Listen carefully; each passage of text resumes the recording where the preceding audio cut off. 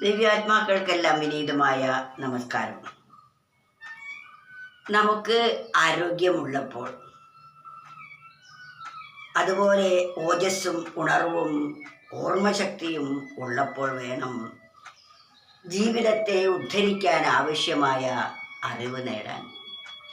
ആ അറിവ് നേടിയാൽ മാത്രമേ മനുഷ്യ ജീവിതം സാർത്ഥകമായി തീരുകയുള്ളൂ. മാത്രമല്ല, ജീവിതത്തിൽ സന്തുഷ്ടിയും സമാധാനവും സന്തോഷവും കൈവരിക്കണമെങ്കിൽ അറിയേണ്ടത് അറിയണം.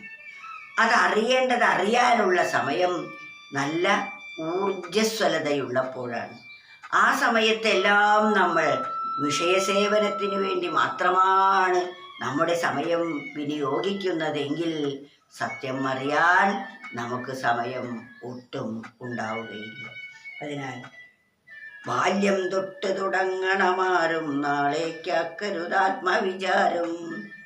വൃദ്ധത വന്നാൽ ഇന്ദ്രിയ മത്തഗജങ്ങളെ എങ്ങനെ വെല്ലും മർത്യൻ. ഒരു കവി ചോദിച്ചതാണത്. നമ്മൾ ആത്മവിചാരം തുടങ്ങാൻ നാളേക്കാവാം, പിന്നേക്കാകാം എന്ന് നീട്ടിവെക്കരുത്. നാളേക്കാക്കരുത് ആത്മവിചാരം, നാളേക്ക് നീട്ടിവെക്കരുത്.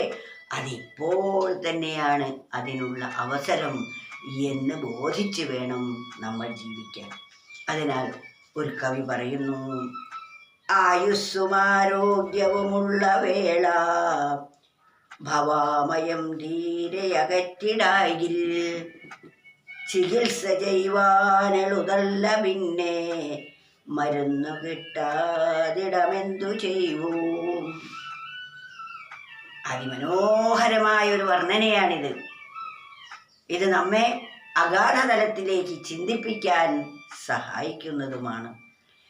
ആയുസ്സും ആരോഗ്യവുമുള്ള വേള, നമുക്ക് ആയുസ്സും ആരോഗ്യവും ഉള്ള സമയത്ത് ഭവാമയം, ഭവം എന്ന് പറഞ്ഞാൽ ഈ സംസാരമാകുന്ന മലം, സംസാരമാകുന്ന അഴുക്ക്, രാഗം, ദ്വേഷം, മതം, മത്സര്യം, അഹങ്കാരം, കാമക്രോധ, പ്രതികാരം മുതലായ അനേക മാലിന്യങ്ങൾ നമ്മുടെ മനസ്സിലെല്ലാം അടിഞ്ഞുകൂടിയിരിക്കുന്നു.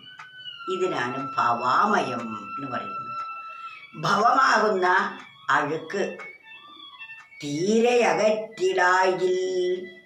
ആയുസ്സും ആരോഗ്യവും ശക്തിയും ഉള്ളപ്പോൾ ഈ സംസാരമാകുന്ന, അതായത് ഈ ഇല്ലാത്തത് ഉണ്ട് എന്ന് തോന്നുകയും അങ്ങനെ തോന്നിയതിനെ ലഭിക്കാനായി അക്ഷീണ പ്രയത്നം ചെയ്യുകയും ആണ് ഇന്ന് ഓരോ മനുഷ്യനും ചെയ്യുന്നത്.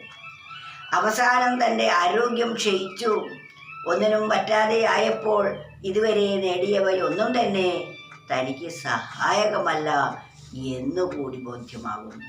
ഈ നേടിയവയെല്ലാം ഒന്നൊന്നായി തന്നെ വിട്ടുപോകുന്നു. തൻ്റെ കൂടെ ആരും തന്നെ ഇല്ല എന്ന സത്യം മനസ്സിലാകുന്നു. അത് ആദ്യമേ ആയുസ്സും ആരോഗ്യവും ഉള്ളപ്പോൾ വേണം അറിയേണ്ടതറിയാൻ. അത് ഇതുപോലെ ഒരു ഉദാഹരണ സഹിതം നമ്മളോട് വിവരിക്കുകയാണ്. ചികിത്സ ചെയ്യുവാനെളുതല്ല പിന്നെ. എന്നാൽ ഈ ഭവമാകുന്ന ഈ സംസാര രോഗത്തിന് ചികിത്സ ചെയ്യാൻ നമുക്ക് എളുതല്ല. മരുന്ന് കിട്ടാത്തിടമെന്തു ചെയ്യൂ. മരുന്ന് കിട്ടുന്നില്ലെങ്കിൽ എന്തു ചെയ്യും? പിന്നെ മരുന്ന് കിട്ടാത്ത ഒരു സ്ഥലത്താണ് നമ്മൾ അകപ്പെടുന്നത്. ഈ സംസാരമാകുന്ന, ഈ അജ്ഞാനമാകുന്ന രോഗത്തിന് മരുന്ന് കിട്ടുന്നത് ഈ ഭൂമിയിൽ വാഴുമ്പോഴാണ്.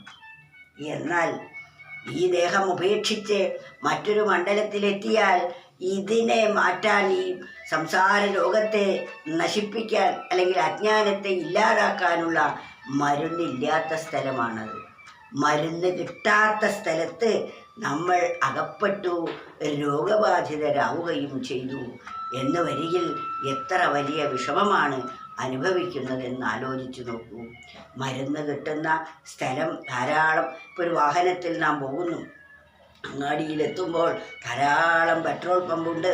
പക്ഷേ നമ്മുടെ വണ്ടിയിൽ പെട്രോൾ ഉണ്ടോ ഇല്ലയോ എന്നൊന്നും നമ്മൾ നോക്കിയില്ല. എന്നാൽ പെട്രോൾ പമ്പുകൾ കഴിഞ്ഞ് പെട്രോൾ കിട്ടാനില്ലാത്ത ഒരിടത്ത് നമ്മൾ എത്തി, നമ്മുടെ പെട്രോൾ തീരുകയും ചെയ്തു. പിന്നെ നമുക്ക് മുന്നോട്ട് പോകാൻ സാധിക്കുമോ?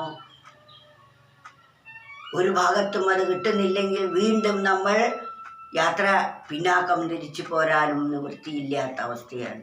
അപ്പോൾ പശ്ചാത്താപമല്ലേ ഉണ്ടാവുക? അതുപോലെയാണ് നമുക്ക് ഈ ഭവരോഗത്തിന്, ഈ അജ്ഞാന തൻ്റെ സ്വരൂപത്തെ അറിയായികയാകുന്ന ഈ രോഗത്തിനുള്ള മരുന്ന് ഇവിടെയാണ് നേടേണ്ടത്. ഇവിടെ അതിനുള്ള മരുന്നുണ്ട്. ഈ മരുന്നുള്ള സ്ഥലത്ത് വെച്ച് രോഗം നമ്മെ ബാധിക്കുകയും ചെയ്തിരിക്കുന്നു. മരുന്നുള്ള സ്ഥലത്ത് വെച്ച് ചികിത്സ നാം ചെയ്യണം. അപ്പോൾ ആ രോഗം പാടെ മാറ്റി നമ്മൾ ആരോഗ്യവാന്മാരായി പോകാം. എന്നാൽ ഈ ചികിത്സ ചെയ്യണമെങ്കിൽ നമുക്ക് ആരോഗ്യവും ആയുസ്സും വേണം.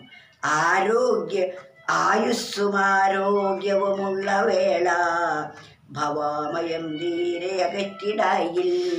നമ്മൾ ആയുസ്സും ആരോഗ്യവും ഉള്ള സമയത്ത് ഭവമാകുന്ന ഈ അഴുക്ക് അല്ലെങ്കിൽ നമ്മുടെ മനസ്സിലെ മാലിന്യങ്ങൾ നമ്മൾ അകറ്റിയില്ലെങ്കിൽ ചികിത്സ ചെയ്യുവാനെളുതല്ല. പിന്നെ മരുന്നു കിട്ടാതിടമെന്തു ചെയ്യൂ? പിന്നീട് ചികിത്സ ചെയ്യാൻ നമുക്ക് സാധിക്കില്ല. മരുന്നും കിട്ടുന്നില്ലെങ്കിൽ എന്തായിരിക്കും അവസ്ഥ? ഒന്നാലോചിച്ചു നോക്കൂ. ഒന്ന് പുനർവിചിന്തനം ചെയ്ത് നോക്കേണ്ടതുണ്ട്. ഇപ്പോഴുള്ള ഈ സുഖവും സൗകര്യങ്ങളും ആരോഗ്യവും എന്നും ഉണ്ടാകുമെന്നാണോ കരുതുന്നത്? ഒരിക്കലും ഉണ്ടാവില്ല. ഇന്നത്തെ സുഖം ഇപ്പോൾ മാത്രമാണ്. അടുത്ത നിമിഷം വരും. നമ്മുടെ മനസ്സിനെ നാം സ്വാധീനിക്കുകയാണെങ്കിൽ എന്നും നമുക്ക് സുഖം തന്നെയായിരിക്കും. എന്നാൽ ഇപ്പോഴുള്ള സുഖം അറിയാതെ സുഖത്തിന് വേണ്ടി നാം അലഞ്ഞുകൊണ്ടിരിക്കുകയാണ്. ആ അലച്ചിൽ നമുക്ക് സത്യം അറിയാൻ സഹായകമാവുന്നില്ല. അലച്ചിൽ മാത്രമേ ഉണ്ടാവുന്നുള്ളൂ. എത്ര അലഞ്ഞാലും സത്യം നമ്മൾ ഗ്രഹിക്കുകയുമില്ല. അതിനാൽ ഈ സുഭാഷിത രത്നത്തെ നമ്മൾ വളരെ അഗാധമായി ചിന്തിച്ച് മനനം ചെയ്ത് ഉറപ്പിക്കേണ്ടതാണ്. ആയുസ്സും ആരോഗ്യവുമുള്ള വേള ഭവാമയം തീരെ അകറ്റിടായിൽ ചികിത്സ ചെയ്യുവാൻ